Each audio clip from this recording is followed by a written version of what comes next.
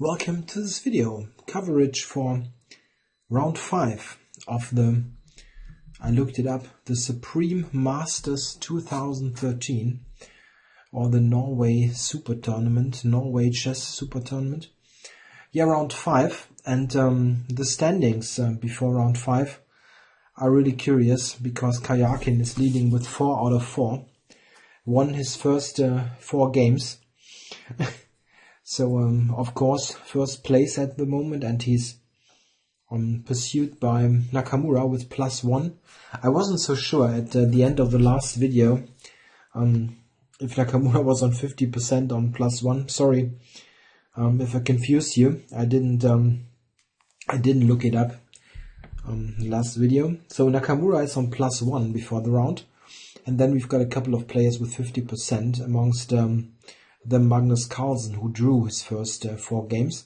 And this round 5, sees the game Karjakin against Carlsen, so look forward to that one.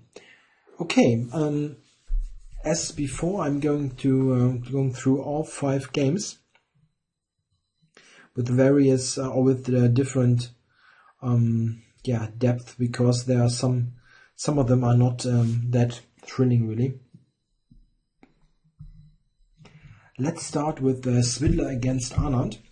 Anand lost the round before against Nakamura, this complicated Ruy Lopez, where both sides actually had chances to do something. Yeah, in this game we see Anand playing the Najdorf, one of his main defenses against 1e4. He's also playing e5 and the Caro-Kann, but the Najdorf is his main weapon at the moment. And Swidler plays h3, this curious little move that has been played a lot by Fischer in the 60s. The idea is, in fact, to really expand with g4. And quite often it transposes to some other setups. For example, if black goes g6, white can switch back to dragon type play. Not with f3, of course, but h3 is a useful move in many lines. Yeah, Anand played e5. This is, in fact, not the most common move, because for years it was considered to be slightly inaccurate. Knight de2. And now the reason why it was considered to be not so accurate is that for years they played the normal looking move bishop e7, which is answered by white's idea g4, and then he plays bishop g2, knight g3, castles, and maybe after thorough preparation even f4. White spends only one tempo for the g4 move. It is done in one move, and this is one funny point about this line, because there's also this variation. If I look at this, something like this, bishop e6, probably not the most precise, and g4, because white wants this square for the knight. So white basically gains a tempo compared to this variation. This is why the response e5 on h3 always was considered slightly dubious, but now Vichy played h5, and this is a new idea. The early h5, and not new in this game, but in general it's a new idea against this line, to play quick h5 to prevent and block g4, and this in fact seems to be perfectly playable for black. The h5 idea is also seen nowadays against various setups with f3, where white plans to play g4. Black just plays h5 to prevent this. Quite a hypermodern approach with h5, but it has got a clear purpose. Yeah, bishop g5. White uses this slightly weakened square, and maybe he wants to exchange this bishop to increase the control of the d5 square. Problem is that in this setup, if you look at this, all this is very, very normal. That in this setup, you might argue, okay, white still has this weakness on d5. This is true. d5 is this typical hole of the Najdorf or Sveshnikov variations. But white has yeah, very limited ideas here how to use this square. Look at the knights. This knight on e2 especially is very bad piece. It cannot go anywhere, and you can only improve it with very elaborate maneuvers, let's say something like this. Or you can go here and then play knight e2 through 3. Let's get rid of a couple of those arrows. Knight here and here. But yeah, well, one problem is that knight d5 isn't even working because of knight takes. But white basically has 2 knights for 1 weakness, and this really doesn't give white much, this whole structure. The h5 idea is really really interesting. Yeah, here Anand had various possibilities he could play. Basically any move that doesn't blunder material, rook c8 or something. He chose a different idea, b5, very aggressive, but it works out very nicely. Yeah, white is grabbing. Otherwise, it's really questionable if black isn't even better. If black is able to play b4, he will have quite some play against the e4 pawn. And well, white took, and now queen b8. This was the point. If white now retreats just like this, you grab b2 and have the better structure. Even black has got just 1 pawn island against 2, with c2 being particularly weak. So you cannot just go back. If white plays a move like this, there's this, yeah, fork-like response. So what is white going to do? He basically needs to play something like this. He took and covered. And now black has a good reply, queen c8. This attacks the h3 pawn with this battery, and also sets up the bishop c4 threat, which is really annoying, really annoying move. And yeah, you can try to find something for white here. It is not easy at all to play something decent here. You can give up h3, but it's not really helping much. Something like this.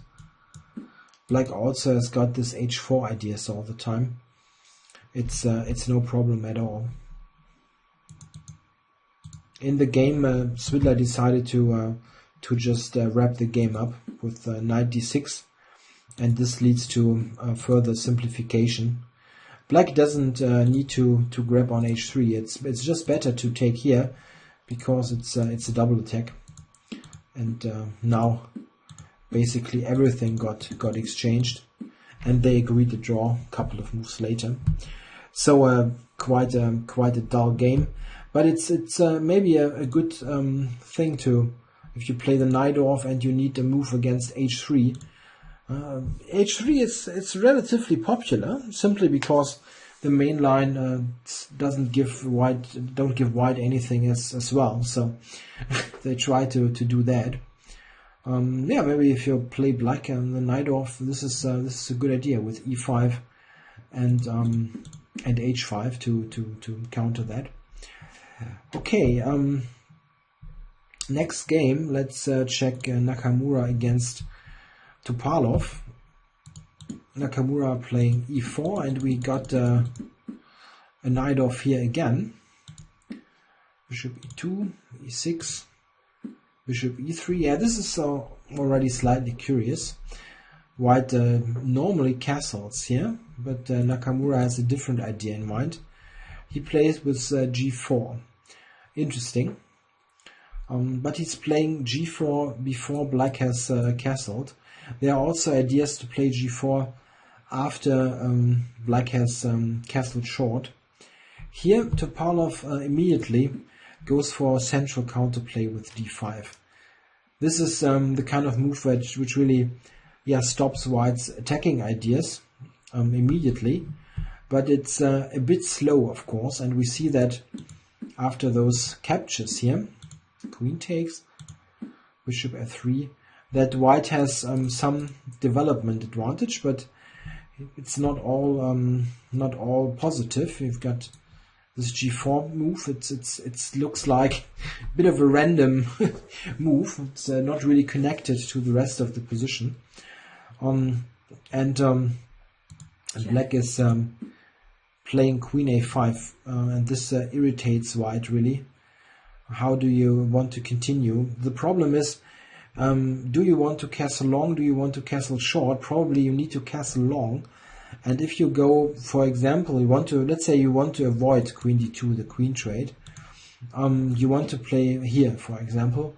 Then you still cannot castle short. Let's say, for example, castles, queen here, and let's say knight d7, just for example. You still cannot do this because a2 hangs. So it's basically forcing a queen trade. Check. And now I think it's a matter of accuracy from Black's point of view to completely equalize that. White is, I mean, maybe White should preserve a little something, but it's not easy at all. I mean, the little something is based on the development, and we see that with knight e5, Black won a tempo on the bishop, and it was chased away from the strong long diagonal. I think after that there's really nothing. I mean, it would be, I would be surprised if you are able to find something substantial in this position. I read somewhere that Nakamura was really criticizing himself harshly for playing a3, as it would throw away any ideas to play for something. This is possible, but to be honest, I focused on the other games today and didn't look so much at this.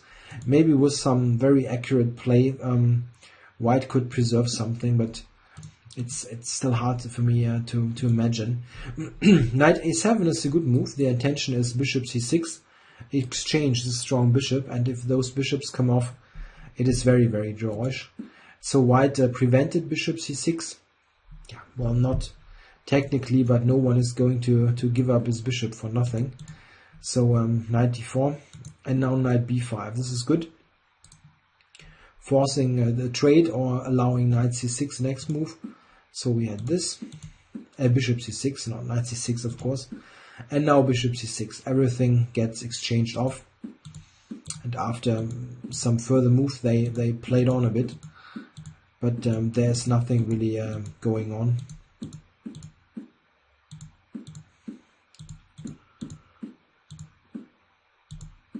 Yeah, it's all equal all the time.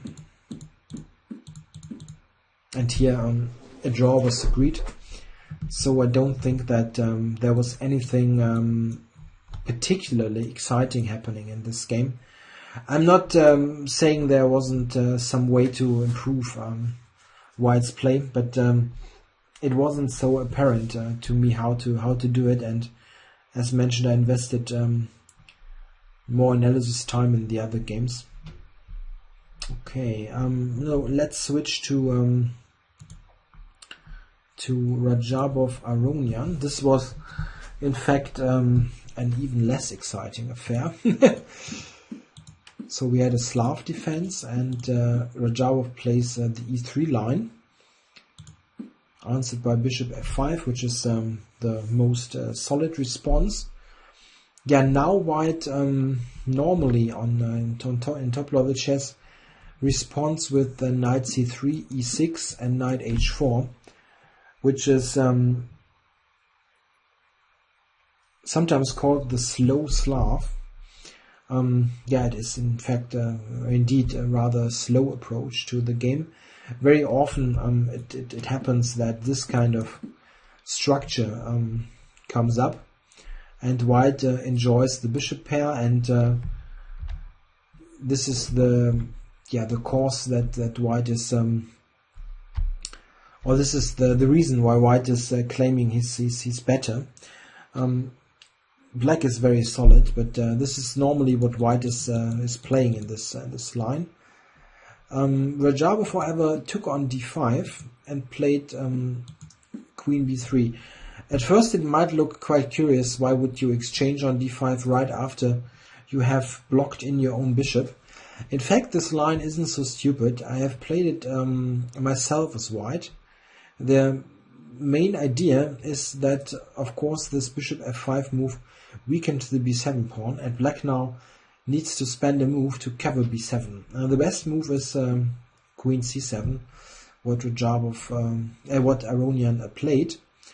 And then we have bishop d2, e6, check, knight c6, castles, bishop d6, and bishop b4. Yeah, this is the big idea behind white's setup.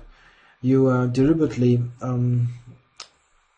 play e3 with the bad bishop on c1, but you manage, due to this pin, to get rid of it this way. And what you're trying to achieve is the following. We see that in the game actually. Takes, and now takes on d6. What you want to achieve is exactly this structure with the backward c-pawn. The only problem is that it's not leading to something.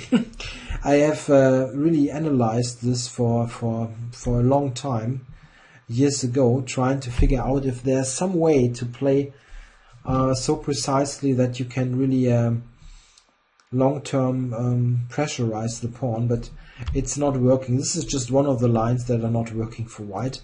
Queen c3, and now Aronian plays the best move, queen b4. This is at least this is the most direct move to equalize. It's not the only one. You can also go knight d7. This is also equal, but this is the quickest one actually. It attacks the b pawn, and so white needs to take. Now the b pawn is hanging, and if you try to protect it with knight b3, there's a5 coming and a4. With this weakness on b2, black will win this pawn. So you have no choice. b3 must be played, and then the accurate move knight d7. This prevents the knight e5 jump and actually asks white, okay, what are you going to do with your knights? The knight is not going to e5 as mentioned, and the d2 knight is also not a great piece. Black's idea is a5, a4, and this will completely kill any sort of play. So white is trying to expand here on the queen side, but of course now black has a good and simple, of course, move to equalize completely. This is a5. Of course, it's a good and good move, but it's also the only move. If black is now, for whatever reason, not paying attention and plays something like f6, for example, then knight b3 prevents a5, and you will suffer long term on c6. It's quite funny that some computer engines still think that this is equal. I mean, it's difficult probably to break down a computer in this position, but a human player would never ever allow this if he has got the chance to play a5. Okay, the computer also plays a5. It's just a matter of assessment. I would say that not playing a5 is really a horrendous error. Okay, a5, this was played, and now you can argue, how is white even going to equalize? These pawns are weak, but there's a tactical idea. Knight b3, takes. Yeah, takes. And what now? Black can grab on b4. The issue is, if you do that, there's the funny move knight c5. And now we see that black's back rank is the problem. Black now must move the knight. There is no other way. You cannot take. It's checkmate. And so you must, for some reason I cannot take this move back. Let me check this. Yeah, okay, I'm back. I needed to pause the recording for a moment. I'm not sure what the computer was doing here. It was simply not accepting any entries here. Okay, so rook b4. The problem was knight to c5, and you cannot take because rook a8 is a mate. So black must retreat, probably here, and then a move like knight e5 is it's still a draw. Rook b1. It's still a draw. Black could do that actually. I thought maybe knight e5, but he cannot, of course, play rook a8 because it's a self-mate. But yeah, okay, it looks slightly ugly for black to place it here. Is there maybe g4? Is that an idea? Just to, yeah, it's still a mate. Yeah, don't know. Maybe black could even take it, but I wouldn't do it myself. I mean, it's very simple to just play f6 and attack this pawn. White has no move anyway. He can only play this, and this happened in the game. Black captures. And now I was slightly surprised that Rajabov played d takes c5. I certainly would have played b takes c5, but okay, it's a draw in any case. If you take here, black will probably play this, and here you could argue that the structure favors white, but probably there's not much happening. It's very difficult to do anything. King will be on e7 and probably bishop on b5 or so. And from that it covers the c6 square. It's nothing going on. Yeah, in the game he took with the d pawn and had this idea, attacking those two. But a couple of moves later, check. Here a draw was agreed. Yeah, black is a pawn up, but it's completely impossible to do anything active here. Just a completely dead draw. Aronian, if you look at the clock, played this very quickly, and Rajabov spent lots of time.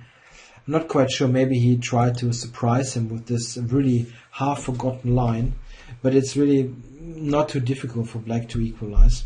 And we see that Aronian managed effortlessly. Okay, now switch to the game Hammer against Wang Hao, the local guy, the second local guy, Hammer. Now with a draw out of the first couple rounds, first rounds, and let's see how he's doing against Wang Hao. We got this funny line with f3, which is really fashionable nowadays.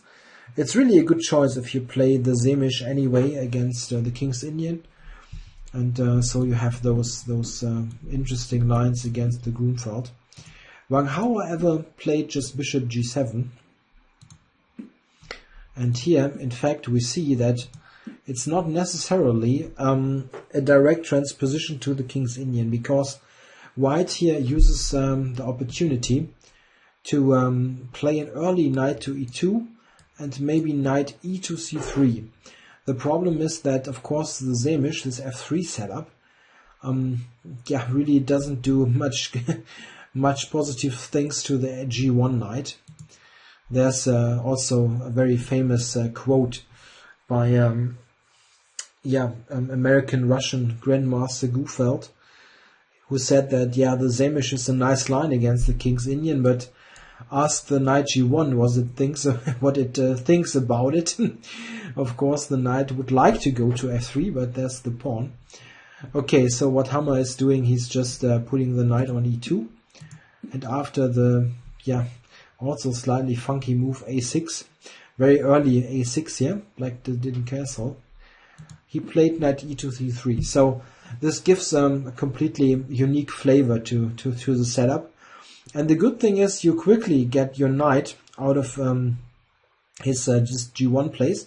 You prepare castling, and those two knights are not so badly placed. Sometimes you can set up in this fashion, knight d2, or sometimes even knight a3. And we see that here Wang Hao prepares the b5 advance, and Hammer really uses those knights, knight a3, b5, and knight c2 back. So white has only played pawn moves and a couple of knight moves, and black didn't castle but expanded on the queen side. It's really a bit of a funny opening. But okay, this kind of setup with a6, b5, c6 is known for a long time. It is playable against various King's Indian setups, and all this is quite normal. White took on b5, by the way, because he doesn't want to allow black to take on c4. A possible idea, just to show what I'm talking about, black might take here, because this is an idea,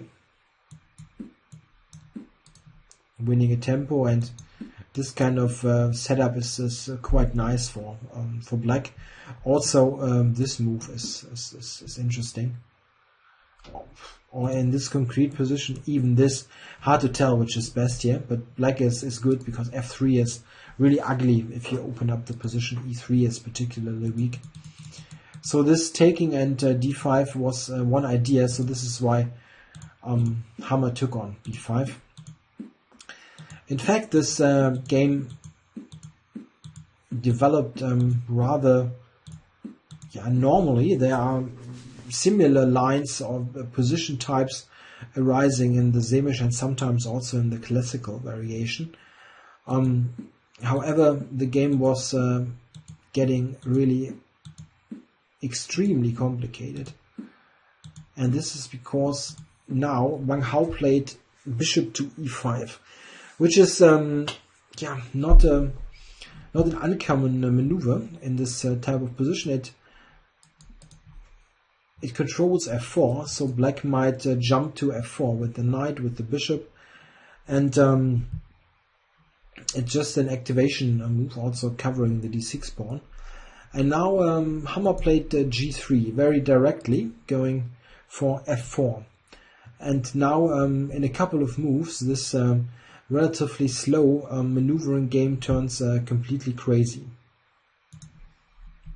Yeah, black has more than one way to deal with this. He can, for example, play, it's not a move you like to make, play something like this kind of stuff, and white is certainly slightly better, but black is fairly solid. It stays within normal kind of positions, but what now happens is very, very sharp. Wang Hao plays f6, and this has a simple idea, g5, trapping the bishop. This bishop is of course on the side of the board, so it is a valid tactical idea, but it leads to a complete mess. Response is f4, of course, and this Wang Hao countered with the very sharp move g5. In fact, I think you needed to do that. Taking on c3, I think, is just not right. White will also play c4 and maybe open up the position even for his bishop. So this was necessary. I mean, I'm not sure if it is really good, but it is what he had planned, obviously. And now we've got a curious sequence of captures. Took the bishop, black took the bishop, took on d6, and took on g3. White, by the way, also could have considered to take on f6, which is maybe stronger, but this is the computer wants to play something like this and gives white an edge. But this is such a crazy position. Out of the blue, the whole king side detonated, and I understand that white maybe is better. He's got he's quicker in mobilizing his forces. Got the rooks already centralized. He's got this kind of maneuver which can be very strong, and it's not so easy to play for black. Maybe taking on f6 was stronger, but we see that takes on d6. We see that also both players, white captured on g3. It's hard to not do that. We see that Hammer was down to 7 minutes and Wang Hao to 20, and the position now is really murderous. It's played rook g7. So you see that white's king is completely open, and black's king isn't exactly great as well. I did some analysis on this with the help of the engine, but to be honest, I'm not really sure what's going on. It's extremely complicated, and playing this with limited time over the board is certainly super difficult. You play knight e2. You must cover g3. This makes sense. And after all this, black drop back. At first you might think, okay, black is probably great, but there is this knight e3 idea, with knight f5 being a useful post. And in fact, this should be all right for white. It turns extremely weird now. Queen to f5 played. Look, it's basically a blitz game now. Knight to h5 and knight to f5. Yeah, and now this position is the first critical one. In fact, the next couple of moves contain extremely many mistakes, but this is 3 minute basically 3 minute chess now, and this position is just murderous. At first you would think that in this position shouldn't black win somehow. I mean, queen and rook are on the king, it is wide open. I certainly would fear to get mated here. In fact, this doesn't seem to be the case, but it's looking very dangerous. Okay, what black played is rook to g5, which seems to be a mistake, at least objectively, but as I mentioned, it's murderous to play. Black could play, in fact, queen h2, king here, and then rook g5. This seems to be yeah, maybe about equal, the computer assessment, but it's very hard to comment on that, because it's basically in 8 minutes, 8 moves and 4 minutes. In this position, it's basically like rolling dice. You have no idea what's going to happen. Yeah, White's king is on the run, but he's got the d pawn. It's a very weak bishop. It's hard to tell. The computer says it's equal, but you could probably analyze this for hours, which I won't do. If you are interested, it's certainly yeah, fun to look at this in some more detail. In the game, you played rook g5 immediately, and this white now could answer with rook e3, which is a helpful defensive move. Check. And now knight to f4. Yeah, knight to f4 seems to be a mistake, but it's, as mentioned, a murderous position. It seems that good for white now is rook d2. Note the queen is attacked and it doesn't have a check. This is interesting. Here, and then rook f3. This sequence of moves is really difficult to see, and it leads to a winning position for white. What is black supposed to do now? The knight here is attacked, and if it, for instance, gives this check, you just move the king. There's nothing happening. And at the end now, there's the pawn, and black has got no good move here. He's really tied up. But who is going to calculate this with 4 minutes on the clock? It's not possible. He played the move d7, which is the much more human move, and was down now on 1 minute. After d7, black could have drawn the game with knight g2. This is not even so difficult, but to see that it is a draw, but it is very much possible that black was trying for a win here or something, because look at this position. White's king it's really close. It's just some check, some pin, and it's mate. But on the other hand, of course, this d pawn is not bad as well. Yeah, well, knight g2 was the draw. I can show why. Knight g2, white captures, takes. He can try that, but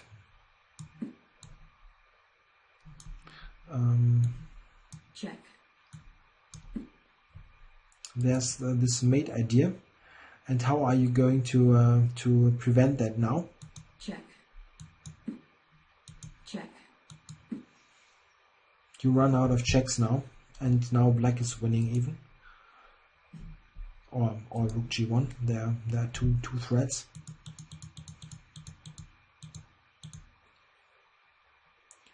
In fact, after rook takes g2, the draw can be reached with rook g3 check.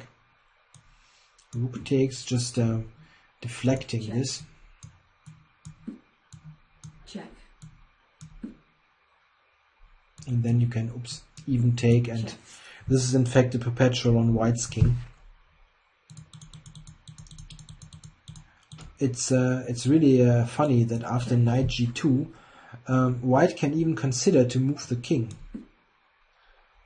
This looks really crazy, but you can do that. The king is not so bad on e3.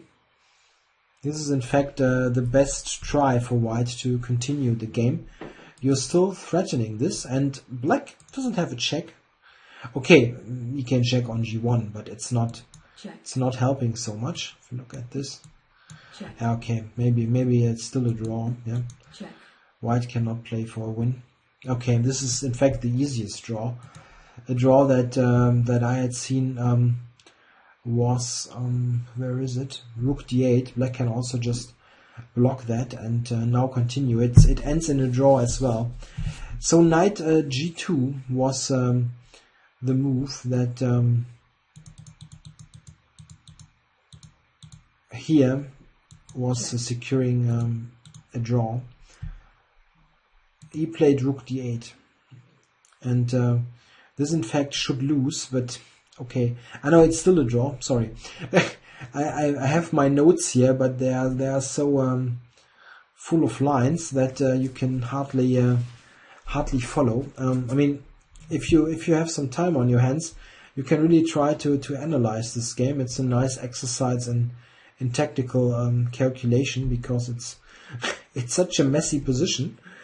Playing that with nothing on the clock is probably murderous. In fact, the clock here says hammer on 1 second. Yeah, I'm not sure. It probably was not that dramatic, but maybe it was close to that. It's possible. Here, rook g1 was played, and this in fact loses. Knight g2 would still have been a draw. It's not so clear-cut as before, but it seems that this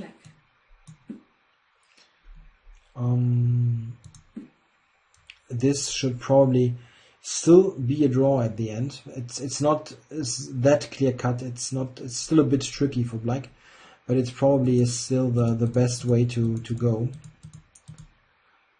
He played, as mentioned, rook to g1, also very normal move, setting up additional threats.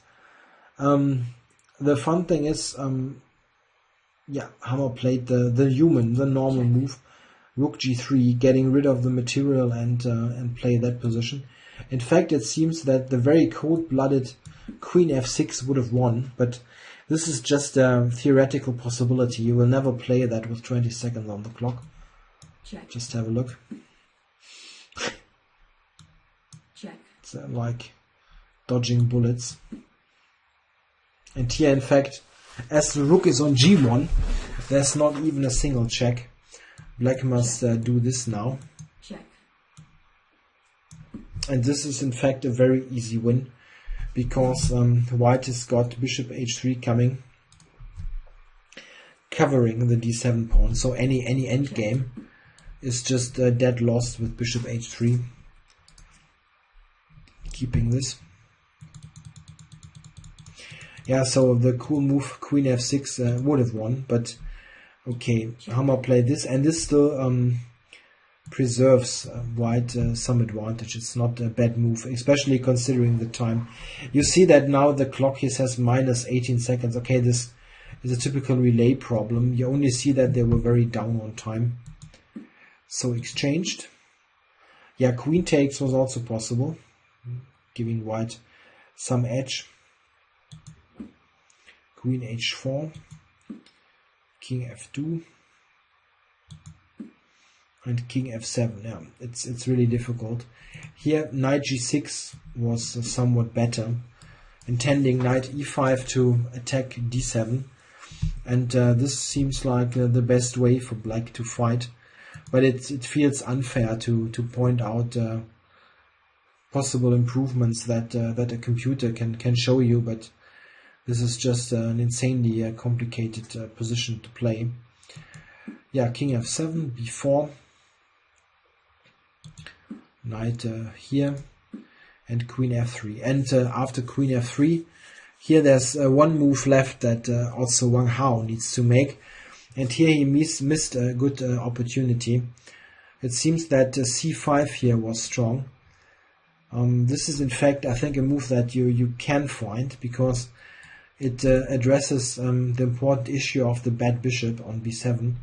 It's now an active bishop again, and this seems to be much stronger than the move played. He played this, also understandable, attacking the queen, but after queen to f5, it's not apparent how black now should try to save the game. I think it's actually lost now. Knight to g5 probably lost the game at the end. Now you're sitting there with this bad bishop, and it's not coming into play again. Knight back, it's a hard time to find any moves even. And now this bishop gets activated. Check. A queen trade and bishop f5. And now this is basically one end game. You have this great pawn and bad bishop. Here there's a funny tactical possibility pointed out by the engine. Check. You can actually promote here. This Check. wins this bishop, and this, oops, is answered by, and this traps the knight, funny enough. If you go here, you win it, and if you go here, you win it as well. So d8 queen just lured the king on the d file so that you can pin it. Quite funny move, but okay, what Hammer here played is completely winning as well. He just exchanged all this, and now the tactical idea rook takes h7. Because of this threat, black's rook needs to go to d8, is armed by this, and now black doesn't have a move. He's basically in Zugzwang. White just improves, and okay, if he takes, then you get this dead end game with extra pawns and this very bad structure. Bishop here and these pawns. White will probably focus on that, and combined with the e-pawn win all those pawns. Yeah, good win for Hammer, but it was a terribly complicated game, and it's just a matter of good nerves and tactical alertness in time scramble. You cannot really say, okay, they played so many mistakes. It's not a human assessment. You're bound to make mistakes from a computer point of view in those kind of positions. Try play that over the board against a GM, and you will lose every game probably. Because they will just trick you all the time with tactical stuff. Okay, so now switch to the main game basically of this round. The last opportunity for the world number one, Magnus Carlsen, to try to stop Karjakin from running away with the tournament. Basically with 4 out of 4 it has already happened. I mean, it's hard to stop him, even in case if Carlsen wins, and he's got black, so not easy. Have a look. Karjakin as usual playing e4, and Carlsen chooses e5, going for the main line, basically the classical Ruy Lopez, and Karjakin plays rook e1, so not d3, this anti-martial move which is popular nowadays, but rook e1. This is mostly due to the fact that Carlsen is not playing the martial in general. And in addition, the marshal is, of course, if you want to win as black, and Carlsen wants to win now, he must win this game to stay in the tournament, basically. The marshal is, of course, a terrible choice if you want to win with black, because white can draw however he wants it. There are so many forced lines that lead to some endgame pawn up where white draws. So, and I don't think, maybe Karjakin would have simply done this in case of the marshal being played. Why not make a draw and secure your nice first place? Okay, so as expected, Carlsen doesn't even try for the marshal, and we get the absolute main line of the classical closed Ruy Lopez. Carlsen plays knight b8, the Breyer variation. Funny looking move, retreating the knight, but black with this move corrects one particular deficit of black structure in the Ruy and some other e4, e5 structures. This is the bad placement of the knight on c6, because it is limited by those pawns, those pawn on c3. It doesn't really have something to attack, so this knight has mainly one role: it blocks the c-pawn. The c-pawn really wants to participate in the game, mostly on c5, sometimes on c6. So black just retreats it, makes this move possible, or c6 if you want, and you can reroute it to d7, where it is not in the way of any pieces. With knight a5, this is the old Chigorin line. Black is trying for something similar, but sometimes the knight is misplaced here. This is the variation I am playing for black. Okay, knight b8, but not because I think the Breyer is worse or something. It's just I learned this knight a5 years ago, and for years now I want to learn the Breyer. I can play it. It's not like I have no idea, but it's not my main opening. So d4, knight d7, covering e5, bishop to b7, rook e8. We see that this corrective move, knight b8 to d7, investing 2 moves, has led to quite an harmonious setup. This bishop is nicely placed. It puts some pressure on e4. The knight is not in the way of anything, and black has the opportunity to use the c-pawn in the fight for the center. a4, playing against this pawn. Bishop f8. So the typical regrouping. Quite often black will even fianchetto with the bishop, and then see how to continue. Here there are many ways to play for white. You need to be a bit cautious, of course. After bishop f8, you cannot easily play the typical Ruy maneuver like this, because after e4 is hanging, there's pressure on this pawn. Also a benefit of this knight regrouping to d7, that you really put some pressure on e4. White normally plays the move played in the game, bishop d3, or he moves the b pawn in some way, this or this. Okay, but bishop d3 is played. This attacks the b5 pawn and provokes c6. So black only plays c6 here and not c5 like he often does in the Breyer. But okay, c6 is not a big deal.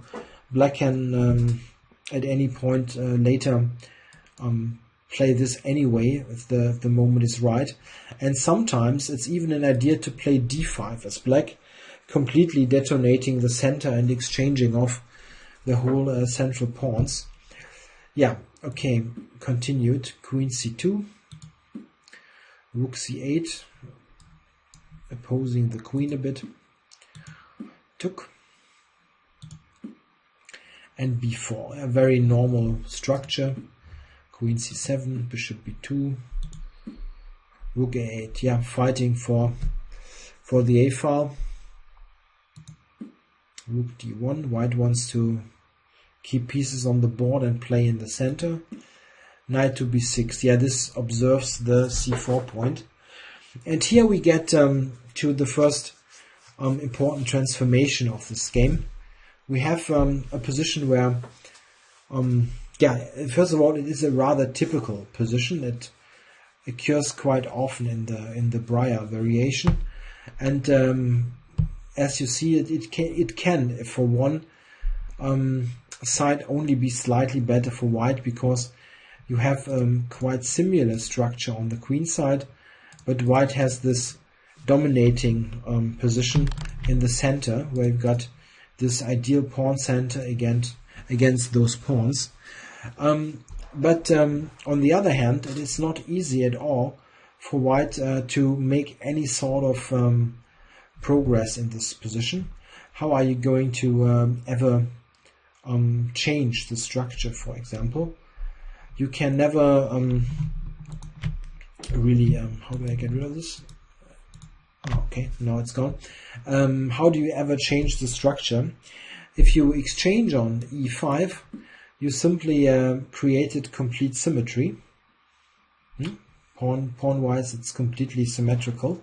Yeah, besides this pawn move h6, but in the center it's a symmetry.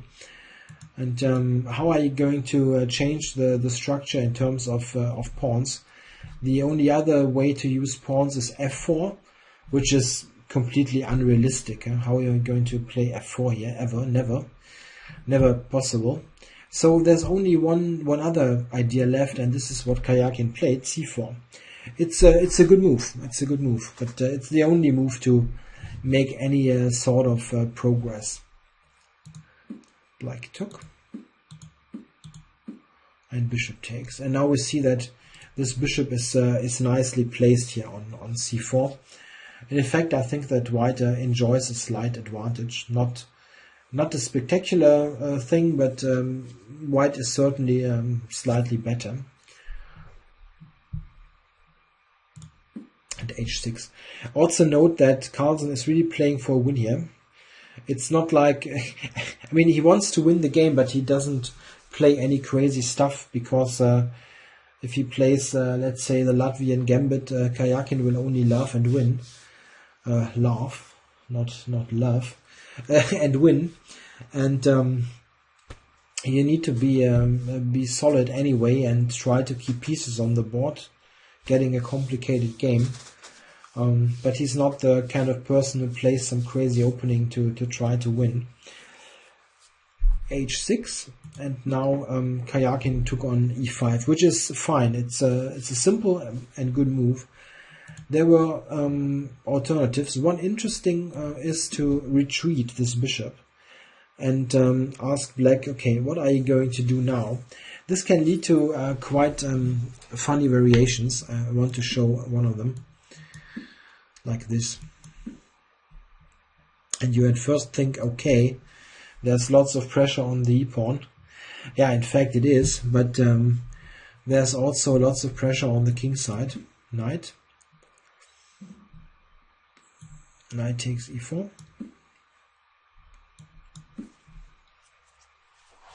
And f3. This is just an interesting line to look at. What happens if black retreats now? There's the cute move, knight takes h6. Based on those two bishops. This is check. Mate next move. Checkmate. And that's it. Quite nice. In fact, after f3, black's best move is the insane queen to b6, intending c4 check. But this, after all, is not playable because of king h2, and white still enjoys a substantial advantage. It just, for argument's sake, this variation, showing it because I thought it's cute. Bishop b3 is an interesting way to keep the tension for a moment. This also is a bit sharper. D takes e5 as played is good, however. He just took and played the strong, simple move bishop c3. And now we are in a position where it is symmetrical here, but look at those pieces. White has got two active bishops, while black has got the bad bishop on b7. And the simple idea is queen to b2, and put pressure on the e5 pawn. And this is really tricky already for black. Carlsen tries to help his position by exchanging and advancing this pawn.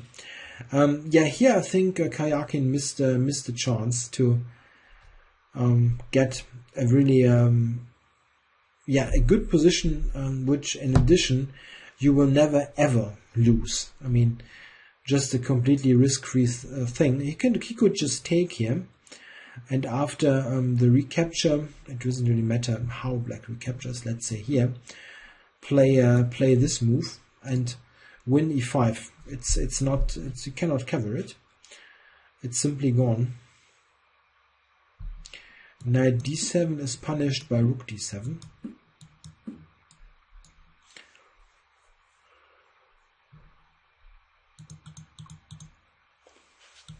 Frankly speaking, I'm not quite sure what black should do. This, for example, is quite similar. Still cannot cover it. You can only decide between various lines where you are pawn down, and it's just a pawn for nothing. The only technical problem is that it's 4 against 3, so any kind of endgame, rook endgame is probably drawn. But it is a very good and safe choice for Karjakin, and considering the tournament situation, I'm surprised that he didn't go for that. However, Queen b2 was not bad for White. White maintains some edge of even here. He is simply attacking it immediately, and now c4 gets inserted. This is the difference. Black keeps the c pawn. Bishop to a4, rook here, and knight e5. So he wins a pawn after all.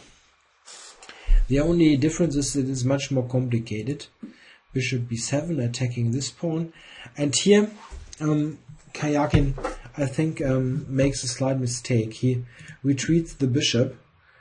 It seems that bishop b5 was somewhat better, activating the bishop and attacking c4. And this seems to also preserve quite a substantial edge. It's already a pawn, and c4 is dropping. This is not even a great place for the rook, so after bishop c4 it is immediately attacked. This seems very strong. He played the move bishop to c2, just covering everything. I think, okay, I've got an extra pawn, and what exactly are you doing here? It's understandable. It's an understandable move, that, but the other one is simply stronger. Rook e8, yeah, threatening to take. So White needs to react now, and Karjakin plays this correctly. He needs to do f4 now, and he does so, covering the knight. And now bishop to d6. And now we get to a crisis in this game. I'm really surprised that they had so much time left here. Yeah, what is Carlsen actually threatening here? He is threatening something. The idea is to play knight to h5, attacking this pawn, and it cannot easily be covered with g3 because this is a weak square as well. It seems that here Karjakin needed to play, there's more than one move. You can also play g3 even, but also rook e3 was an idea. And this can get completely crazy. Just have a look. Black can even play this insane looking move. And it gets so messy that you can analyze this for quite a long time. In fact, I had some crazy computer lines that ended in a very drawish endgame, but of course there's so many possible ways to play here that you cannot really assess it. I mean, the computer thinks that White is still a bit better, but very hard to play all this. In the game he played king to h2, which at first looks a bit shaky, but his intention was knight h5, now g3, f6, and knight here, and everything's safe, isn't it? In fact, this is not the case. Carlsen can sacrifice on f4, and he did. Yeah, okay, all black's pieces are active now. And yeah, the king is slightly dry here. Also note that those bishops are nice, but they block the queen. The queen is somehow trapped by their own bishops, cannot help in the second rank. Knight f4 is a strong move. White now only has got one move to defend. Rook takes d6, and he played that. This here, check. Just for example, is really hopeless. Queen g3 is the big point. Have a look. And this is completely over. This is deadly. Bishop takes. Rook takes, of course, not bishop takes. And what a bishop. Yeah, over. It's probably a forced mate here. So white couldn't really capture on f4.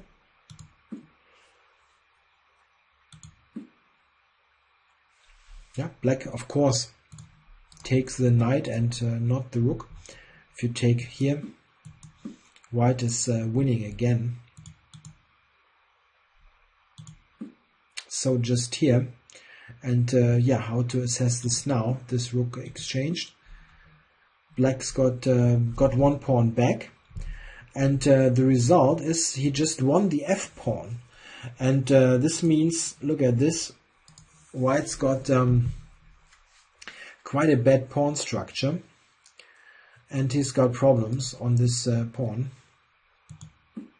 Bishop to d4, and in fact, I think yeah, this finally loses really the game for Karjakin. It's really amazing how quickly this went downhill. King h2 was a mistake. You can say, okay, it allowed this this sacrifice, but this in fact seems to lose. I mean, he's under big pressure anyway, but the problem of this bishop d4 move is that it leaves the rook unprotected, and Carlsen immediately spots the chance and plays f5. This is very strong, and also yeah, a trademark of a really good player to spot this very strong tactical move. The problem is what you needed to see is white can play e5 here. It's not like black's winning a pawn or something. What are you playing now? This was played in the game, and what I wanted to emphasize is that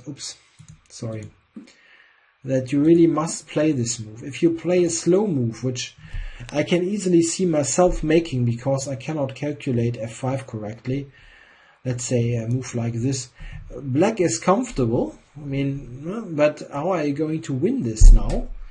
It's not like white is falling apart immediately. And this is just very strong because after e5, black has a very good move.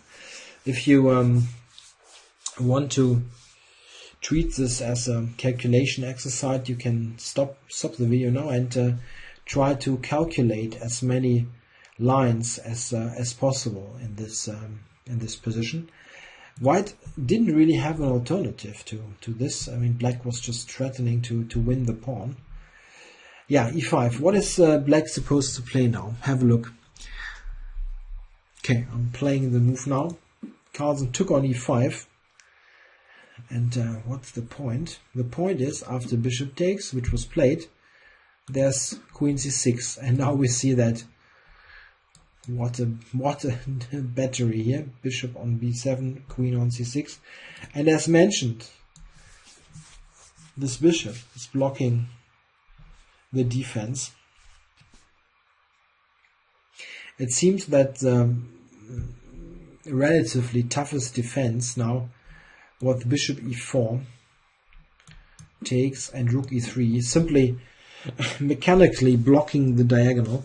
Black will win here without any doubt. Those pawns are too strong. but this was holding on for somewhat longer.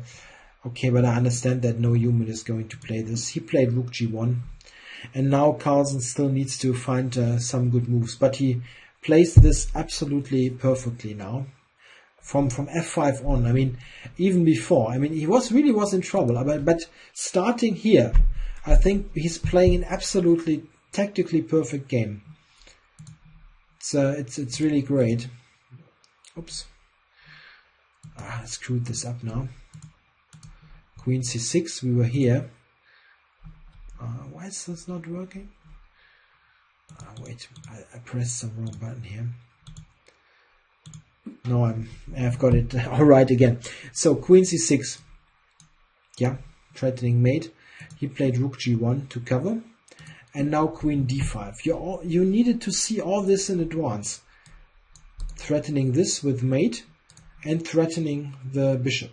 It's a double attack. He needed to see this when he played f5 4 moves ago. Bishop takes, rook takes, so you get it back. And you still have this enormous pressure. Bishop g4. And now, absolutely perfect play. It's not super difficult to spot, but all in all, I think this is very impressive that he plays a series of almost 15 or more perfect moves. h5, attacking the bishop. And this is really very visually pleasing. The bishop is attacked. Where should it go? Cannot go anywhere here, it cannot go here. If it goes to, oops, he went here. If it goes to e2, there's again this move. Just have a look at this, and it's a complete disaster. And, we've got this threat, mate.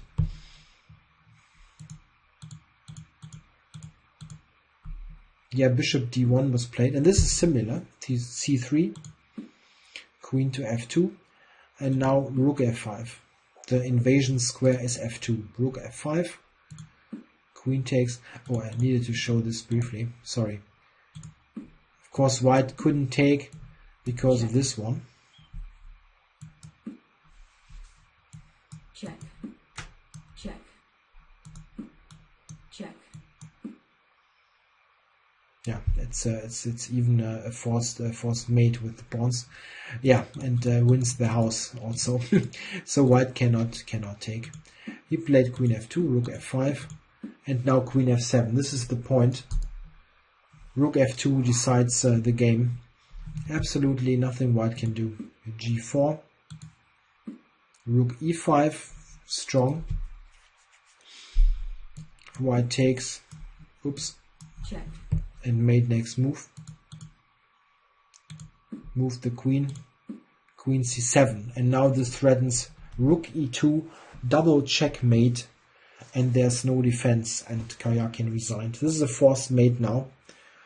And I think it's very impressive to see how Carlsen won this after Karjakin made this this king h2 as a mistake, and then bishop d4, and it was absolutely merciless how he punished this. It was really amazing. I had watched a bit of this game on my mobile phone while I was at the office today, and I thought, oh wow, is Karjakin going for 5 out of 5 and winning this game even? And then I saw how quickly it went downhill, and absolutely perfect play then by Carlsen. Yeah, he was in trouble, but he managed to win, and this means that Karjakin still with a great lead. It's 4 out of 5 is a brilliant score, but Carlsen is now 1 point behind, and so is Nakamura. It's also on +1.